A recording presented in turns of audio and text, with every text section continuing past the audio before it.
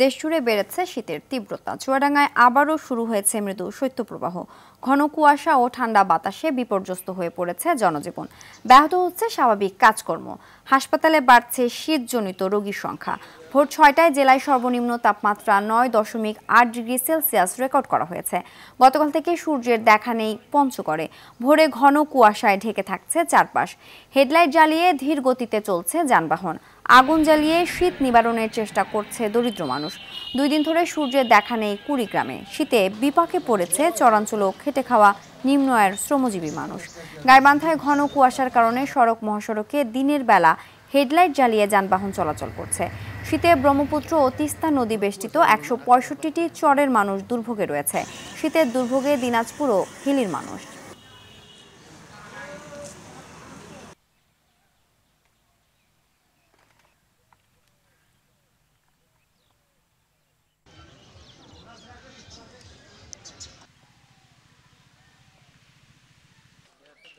জহির, জনজীবনে শীতের দুর্ভোগ কমাতে সরকারি বেসরকারি কোনো উদ্যোগ দেখছেন কিনা জানাবেন।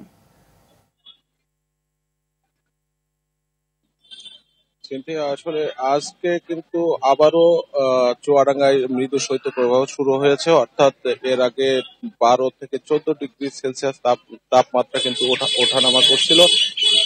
একেবারে কিন্তু আজকে ৯-এর ঘরে তাপমাত্রা চলে এসেছে, অর্থাৎ আজকে সকাল ৯টায় জেলার সর্বনিম্ন তাপমাত্রা রেকর্ড করা হয়েছে ৯.৮ ডিগ্রি সেলসিয়াস। এটি দেশের সর্বনিম্ন তাপমাত্রা বলে জানিয়েছে স্থানীয় আবহাওয়া অফিস।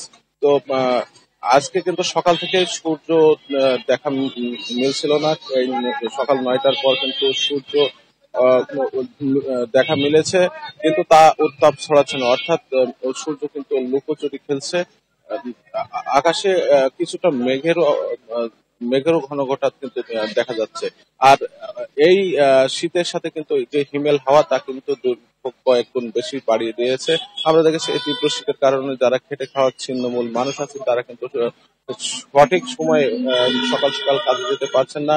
একটু বেলা হলে তারা কাজে যাচ্ছেন। আর নদী তীরবর্তী এলাকার যারা বাসিন্দা আছেন তারা সবচেয়ে বেশি দুর্ভোগে। আর হাসপাতাল কিন্তু রোগীর সংখ্যা বেড়ে চলেছে, বিশেষ করে চুয়াডাঙ্গা সদর হাসপাতাল সহ উপজেলা স্বাস্থ্য কমপ্লেক্সে শীতজনিত নানা রোগে আক্রান্ত রোগীর সংখ্যা বেড়ে চলেছে। এক্ষেত্রে কিন্তু শিশু ও বয়স্কদের সংখ্যা কিন্তু বেশি। তাদের কিন্তু বাড়তি সতর্কতা এবং যত্ন নেওয়ার জন্য বারবার চিকিৎসকরা তাগাদা দিচ্ছেন। আর সরকারি এবং বেসরকারি উদ্যোগে কিন্তু চুয়াডাঙ্গায় শীতবস্ত্র বিতরণ অব্যাহত আছে। খুব অল্প পরিমাণ শীতবস্ত্র জেলার যে ত্রাণ ভান্ডারে এসেছে, সরকারি উদ্যোগে কিন্তু তা চুয়াডাঙ্গা জেলার জন্য অপ্রতুল। তো চুয়াডাঙ্গা থেকে এই ছিল শীতের সর্বশেষ। ধন্যবাদ।